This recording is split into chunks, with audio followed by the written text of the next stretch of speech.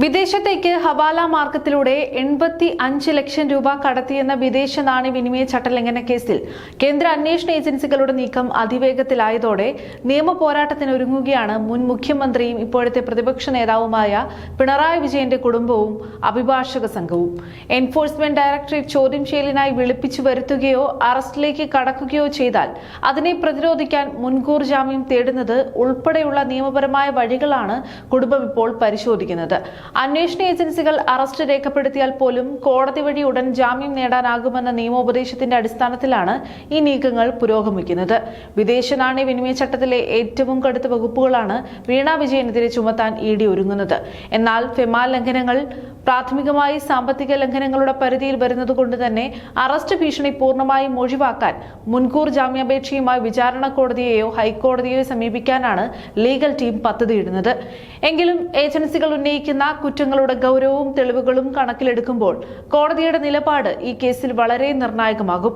മുൻ മുഖ്യമന്ത്രിയുടെ മകളെ അന്വേഷണ ഏജൻസികൾ അറസ്റ്റ് ചെയ്യാൻ നീക്കം നടത്തിയാൽ അത് പ്രതിരോധിക്കാൻ ദില്ലിയിലെയും കൊച്ചിയിലെയും പ്രമുഖരായ മുതിർന്ന അഭിഭാഷകരുമായി നിരന്തരം ചർച്ചകൾ നടക്കുന്നുണ്ട്. മുൻകൂർ ജാമ്യം അനുവദിക്കപ്പെടുകയോ അറസ്റ്റ് രേഖപ്പെടുത്തിയാൽ അപ്പോൾ തന്നെ ജാമ്യത്തിൽ ഇറങ്ങാൻ സാധിക്കുകയോ ചെയ്യുന്ന സാഹചര്യം ഉറപ്പാക്കാനാണ് ഈ നീക്കങ്ങൾ.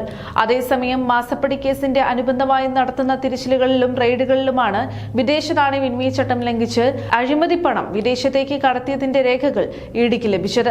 ഈ കേസിൽ ആരോപിക്കപ്പെടുന്ന ഫെമ ലംഘനം നിസ്സാരമല്ല. കടത്തിയ തുകയുടെ 3 ഇരട്ടി വരെ പിഴ ചുമത്താനും പരമാവധി 5 വർഷം വരെ തടവ് ശിക്ഷ നൽകാനും ഈ നിയമത്തിൽ വകുപ്പുണ്ട്. വിദേശത്തേക്ക് കടത്തിയ പണം കണ്ടെത്താനായില്ലെങ്കിൽ പോലും 2 ലക്ഷം രൂപ വരെ പിഴ ചുമത്താൻ ഫെമ വ്യവസ്ഥ ചെയ്യുന്നുണ്ട്. ചുമത്തുന്ന പിഴത്തുക 90 ദിവസത്തിനകം ഒടുക്കിയില്ലെങ്കിൽ പ്രതിയെ തടവിലടയ്ക്കാനും നിയമത്തിന് വകുപ്പുണ്ട്.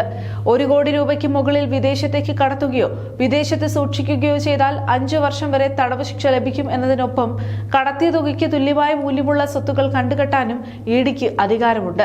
ഇതിനിടെ മാസപ്പടി കേസിൽ വീണ വിജയനിൽ നിന്ന് പിടിച്ചെടുത്ത കുറിപ്പുകളും ലേഖർ ഇന്ത്യയുമായി ബന്ധപ്പെട്ട വീണ എഴുതിയതെന്ന് സംശയിക്കുന്ന കുറിപ്പുകളിലെ കൈപ്പടയും സ്ഥിരീകരിക്കുന്നതിനായി ശാസ്ത്രീയ ഫോറൻസിക് പരിശോധനയ്ക്ക് അയക്കാൻ ഇഡി തീരുമാനിച്ചിട്ടുണ്ട്.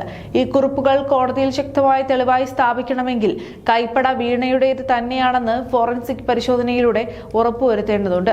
കോഴിക്കോട്ടെ വിവിധ കേന്ദ്രങ്ങളിൽ നടത്തിയ റെയ്ഡുകളിൽ ലഭിച്ച ഡിജിറ്റൽ തെളിവുകളും രേഖകളും കൊച്ചിയിലെ ഇഡി ആസ്ഥാനത്ത് വിശദമായി വിലയിരുത്തി വരികയാണ്.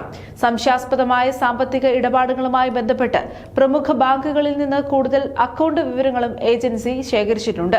ഇതിനു പുറമെ വീണയുടെ ഭർത്താവും CPM നേതാവുമായ PA മുഹമ്മദ് റിയാസും ഇഡിയുടെ നിരീക്ഷണ വലയത്തിലാണ്.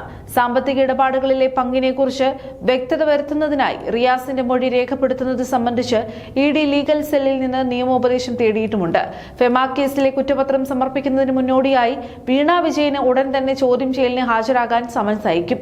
കേന്ദ്ര ഏജൻസികളുടെ നീക്കങ്ങൾക്ക് പിന്നിൽ രാഷ്ട്രീയ ലക്ഷ്യങ്ങളുണ്ടെന്ന ആരോപണം CPM ഉയർത്തുമ്പോഴും കൃത്യമായ ശാസ്ത്രീയ തെളിവുകളോടെ കേസ് മുന്നോട്ട് കൊണ്ടുപോകാനാണ് ഇഡിയുടെ തീരുമാനം.